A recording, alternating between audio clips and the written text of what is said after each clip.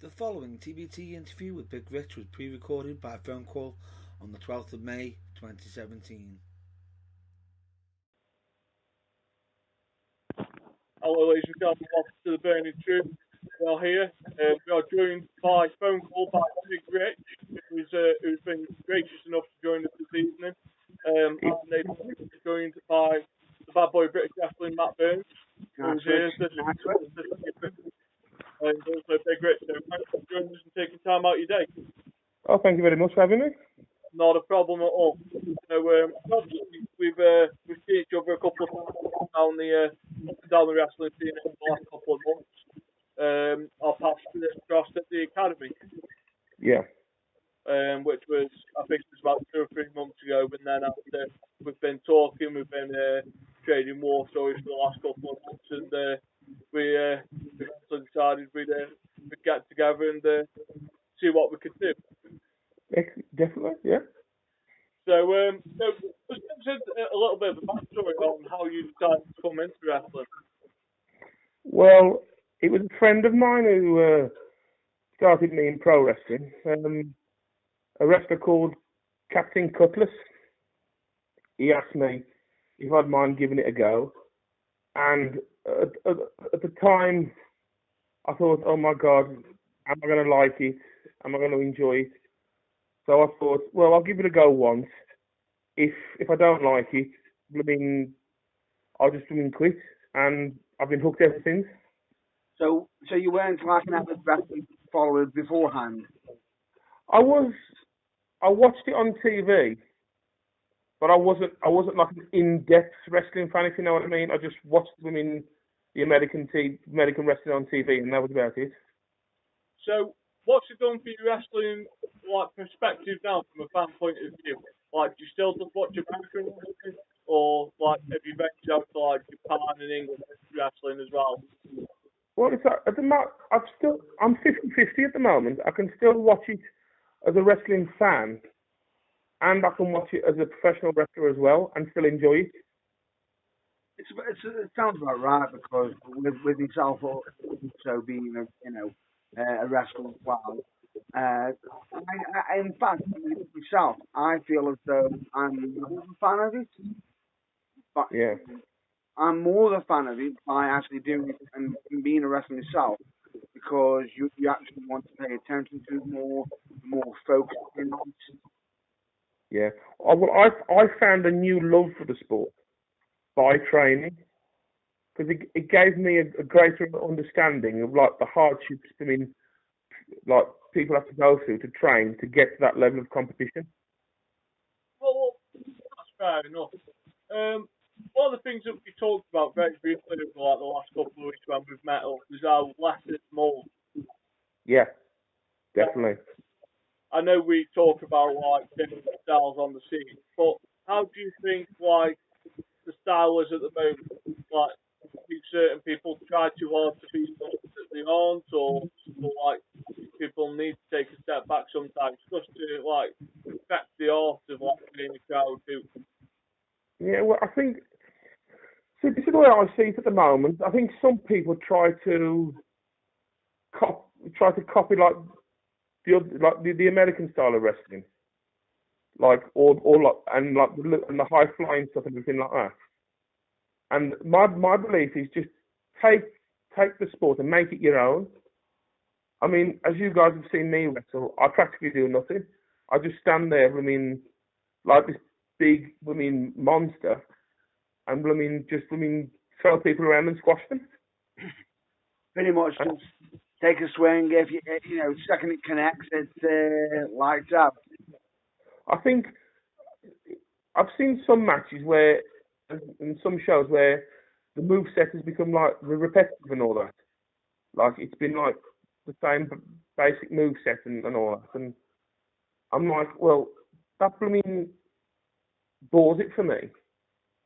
I'd rather see a big guy clothesline somebody's head clean off than somebody bouncing around, flip-flopping and flying, if that makes any sense. Yeah. No, I totally understand that. It's like your wish for what the scene could move on to in Britain over the next 2 or 3 years.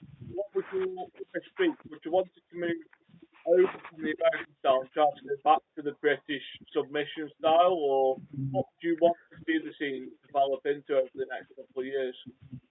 I'd like to see a return to old school British wrestling, like like the grappling type style. Yeah. Things that the American style is great, right? But that, in my opinion, that works for America. Here, it's more like of a mat-based wrestling, if you know what I mean. I like the old-fashioned style of wrestling your opponent to the mat and like working it working it sort of like that way. One thing we haven't seen over here recently is the emergence of the Japanese strong style, which is something that surprised me. Yeah. I don't know if that surprised you. Like, you see plenty of people trying to copy the American style, but I don't see people trying to imitate the Japanese strong style. To be honest, I haven't really seen much Japanese strong style. I've heard about it, like with like Kenny Omega and all that. But I haven't really watched any of it, to be honest. I mean, I keep meaning to. And like other friends who are in pro wrestling have said, "Oh, you've got to watch this." I just haven't got around to it yet. In fairness, from from what I've seen, it can be quite brutal. You might not see as many in different cultures and whatnot because of how hard the style is on the body. It's not something you can do 365 days a year. It's something that will wear and tear. Yeah. I mean, I've seen clips of a couple of matches where I've seen some slams like on the ring, and you can tell there's no give. It's just a solid slam. And I'm even as big as I am, I'm there going, ouch, ooh, ow. And it even makes me cry sometimes. Yeah. So definitely has that effect with you. So, who's been your favourite opponent that you've faced over the last couple of years? Oh, my favourite opponent. Well, I haven't been wrestling that long. I only debuted in November last year. But I got to admit, the most fun I've had in a match so far has got to be with Matt Lightning. Okay. And also, I mean, with I had so much fun with that, but to be honest, my debut match was like a crowning achievement for me because leading up to that point, I'd suffered a couple of bad injuries in training, and at one point I actually did think of giving up. So I got to admit, my favourite match, the one I've had the most fun in, is with Matt Lightning, but that crowning achievement match was my debut match after all the pain and hardship I'd gone through. Okay, and how long were you training for before you got your first match? Just over 2 years, because I was set back about 12 months because I dislocated my knee and I broke my collarbone. Oh. Yeah. Not pretty. Not good. When I dislocated my knee the first time, I walked it off, come back in and reffed 3 matches. And then I didn't go to hospital for nearly 2 days. Did you slam your knee back in yourself, or? It popped back in itself. It does happen. I've actually seen that happen where a wrestler on a running knee, as he's jumped, popped out. Then as he's landed on his opponent and hit him with his knee, he popped it back in. Well, with me, it was literally split second, pop, and the swelling though was incredible. I mean, the thing for me was I couldn't walk properly afterwards. Once I'd had like a night's sleep, all the swelling had come out, and I couldn't walk properly. It's not something that with an injury like that, it's not something that just pops out and just goes, oh, I'm here. It's something that, it happens. You don't necessarily always feel it there because adrenaline in your body and everything. It's something when you go to bed, you feel it. Say, I know that experience myself when I did a good show and playing my knee. And at one point, I thought everything was fine. You know, I fell over it in a match, got up and I was fine. But then the next day, couldn't even barely walk. No, that was me though. I mean, just after it happened, I walked off some of the pain, and then I come back in and rest 3 matches. It was only like the next day and the day after where I couldn't walk. When he was stationary at times. And your adrenaline had come down. Oh yeah. So, And then the worst injury for me has got to be my broken collarbone. how did you do your broken collarbone then? That doing a flipping training. I'd done a flipping training, and my shoulder went down into the mat as my arm went forward, and then it just snapped. You literally heard it go pop, and I thought it dislocated my shoulder. So I went to the hospital, and they showed me the X-ray, and my collarbone had snapped clean. Oh. Mm. So, and I got a tryout. I did this on the Wednesday, and I got a tryout for the academy training school on the Friday. So I turned up there at the academy training on the Friday with my arm in the running sling. Yeah. At least they could say you were there, regardless of the injury, you still turned up and you wanted to be there to, support and whatnot and learn from the business. Back in the 80s and 90s, that used to be like one of the main things that happened. Like, Japanese would injure people just to see if they come back from their injury, to see if they wanted to learn. Yeah. Well, the thing is, though, I've done my professional sport when I was younger was swimming. I mean, before I got big, was swimming, and then I gave that up, and that's where I went from being thin to being, well, I wouldn't say thin, I've been pudgy, and then I went to being big. And then, I mean, I thought, no, when I started wrestling, I thought, no, I'm going to stick to this. I'm going to try it. And then, like I said, I think it was after I broke my collarbone, I did think about walking away and giving up. But I thought, no, I'm going to prove all my doubters wrong, and I'm going to push as hard as I can and turn this injury around and turn it into a success story. Fair play to you. Over the next couple of years, what would you class as like your dream match? Like, who do you want to face the most in the next couple of years? Ooh. Is this going to be a one person or is this going to be a list? If I had to pick one-on-one, I'd have to say Dave Mastiff. That's two people that have said Dave Mastiff in 2 weeks. That's it. Because I have met the man before, and he's, I mean, talent-wise, for a big guy, in my eyes, he's the best and you can't beat him. Yeah.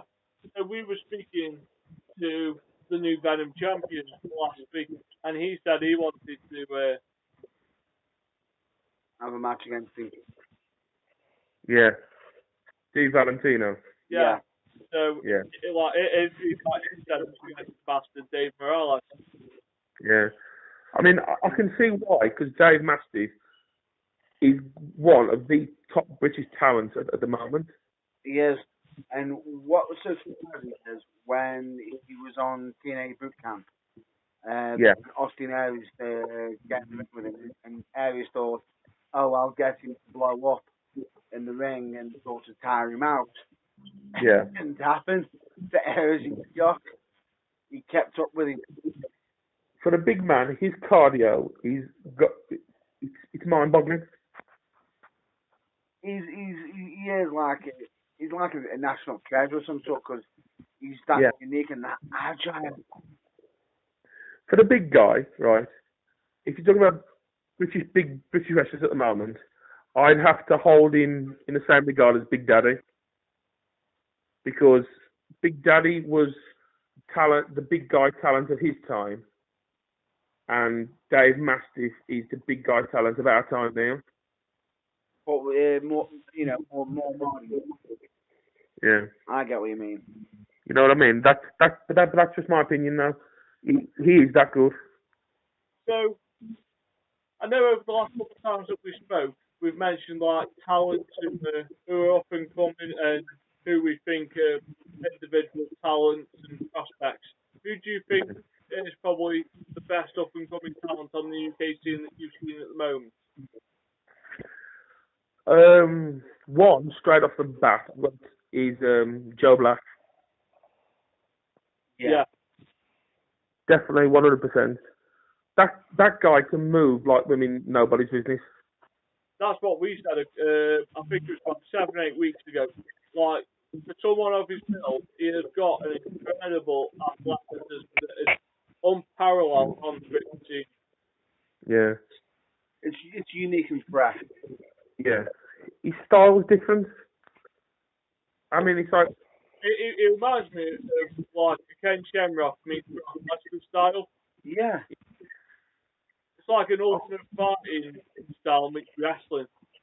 Yeah. Definitely. Also, I've got to say, CJ Connors. CJ Connors is another good call. Yeah. It reminds me a little bit of, like, Jack Swagger. Yeah. Yeah. Yeah. He's got... I can't say what it is he's got, but it's definitely... He's definitely got it, if you know what I mean. If that makes any sense. Yeah. Mm. And then I'd have to say up and coming talents. Well, Stephen Keen's one of them. I'd say. He's unique. He's very unique. He commands the microphone. I will say, I do find his American accent quite unique. Yeah. And I've actually found the fact when he grabs the mic and sings, "Here comes the British town." Oh. Like you've just mentioned all three members of the Canopy stable of the Purge. Yeah. Basically, all the Purge, I think I've got it. Yeah. Also, all of them are very unique. Like all of them have got to break out, but all of them for different reasons. Yeah, definitely. I think the Purge, they all make the Purge. You know what I mean? Like you're saying, in their own individual ways. They all slot into place. Yeah. All of them serve purpose. Like one of them serves like dead weight. They all serve. It wouldn't work with any other three, if you know what I mean. Yeah. Like it's those three or not at all. Yeah. Like you've got Keane that's like the mouthpiece sort of of the group. You've got CJ Connors, which is like the natural wrestling athlete, and then with aggression. After you got Joe Black, which is your MMA. I'll kick the piece in. Yeah. But with a bit of flair. Yeah. Yeah. Also, I've got to say, Josh Bradford. I like his sort of old school British grappling style. Because it's just old school British, which is something that I like. It's something when I was getting taught, when I was learning my craft, I had to learn some of the old school way to sort of pay homage to it, to remember the days of the past. Yeah, which Josh, I'll tell you something. I've seen Josh Bradford wrestle some matches, and it's none of this high flying stuff. It's old school, wrestle you to the mat, and you better hang on because it'll be one hell of a ride. So, is there any inspirations that you've got? Seeing as you just mentioned some prospects, is there anybody that inspires you for your style of wrestling? Well, Big Daddy one. Yeah. I liked, because before I started wrestling, I didn't know where I was going to go, and then I started, and then my family started saying, and other people, oh, Big Daddy and some of the wrestlers and all that, like Giant Haystack. So I started watching old World of Sport, Yeah. and I'm not exactly the most athletically gifted person, if you know what I mean. I mean, fair enough. You don't necessarily need to be the most athletic person No. at times, you know, because I'm, you know, you don't see myself when I'm in the square circle coming flying off the top rope, do you? Yeah, I've done. I think I can do the stuff the others can do. I can fly over the top rope. I can drop kick. I can do this. But to me, I just like the simplicity of Big Daddy style, you know. And also, And it takes away from like people that are like 180, 200 pounds who do their moves on their like repertoire. Yeah. When you see a 350, 400 pound man just throwing around drop kicks and doing tope suicidas for fun. yeah, I mean, it's just the way I got taught was less is more, Yeah. and it's like what we were saying earlier, less is more.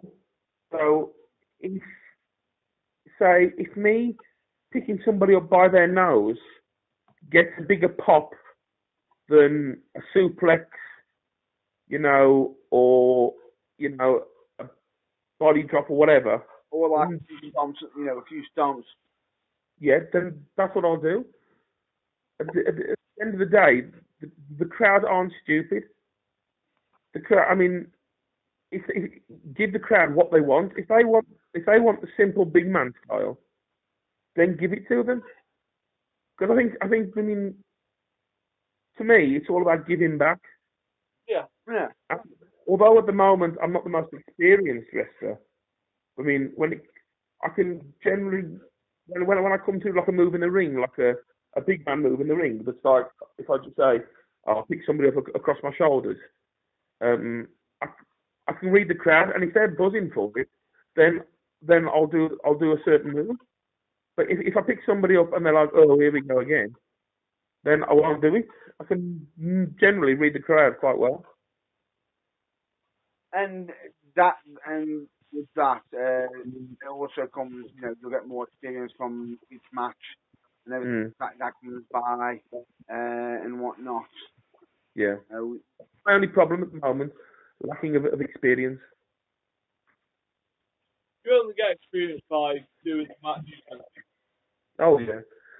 Because I mean, it's like I like with me when I go to a wrestling show, I like learning about everything. It's like I remember watching the CM Punk DVD, and it was something he said on there. He was always the first one in a building and the last one to leave. Yeah. But when he was there, he wanted to learn everything, from the ring to the audio to the merchandising. He wanted to learn all aspects so he could best suit it, so he could push it to use his talents in the best way he can. Well, that merchandising is how I started on shows. So that's how you got your foot in the door. Yes, was merchandising. First taste of the show. I stood in for somebody doing the merchandising. Okay. So I think that I enjoy all aspects of it, from building the ring to the merchandising to rallying the troops together. You know what I mean? It's everything to me. It's across the board. Yeah. I'm not just I don't just focus on one thing. I'm dotted around all over the place. Right. The next one is an interesting one for you.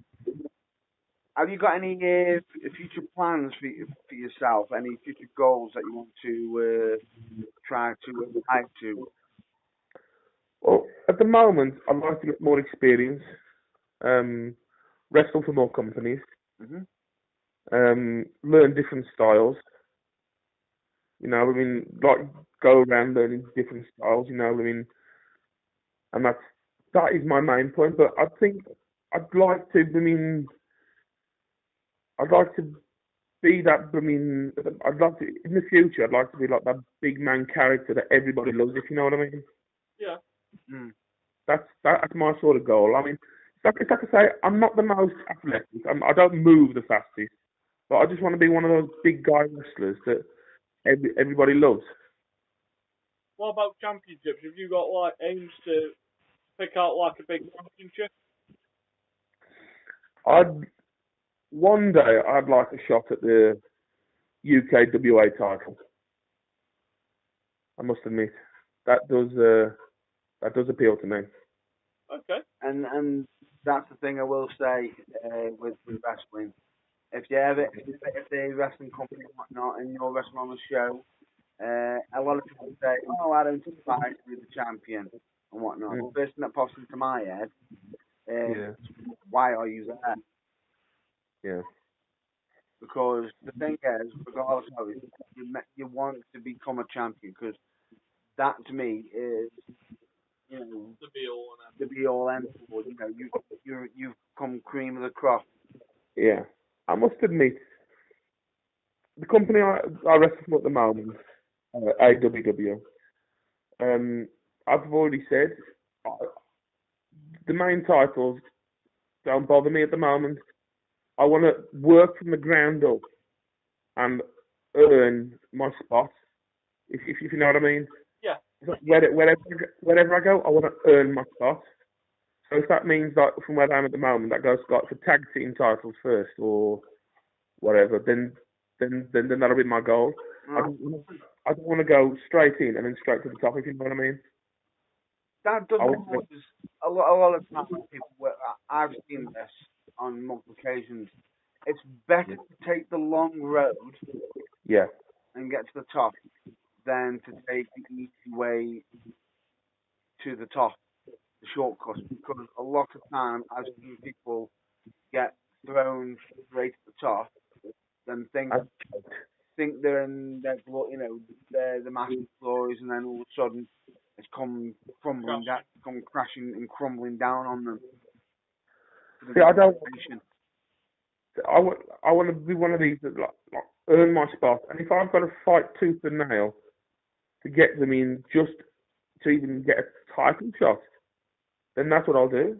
Because then I'll know I've earned it. Straight away there. Anybody who'll be watching you, who's listening to this now, could most likely understand you wanted to fight. Fight for your own place, fight for what you want, becoming a champion and everything. Yeah. You want to earn it. You want to take pride in it. Yeah. I want to prove that I'm worthy. Okay. Yeah. That's fair enough. So I suppose the last point is, before we finish off today, is where can people follow your progress over the next months and upcoming years? Well, I want to get more established on the British scene first, and then who knows? If I get a call from America, I get a call from America, Japan. Have you got like a Twitter, Facebook, YouTube channels that people can follow you on?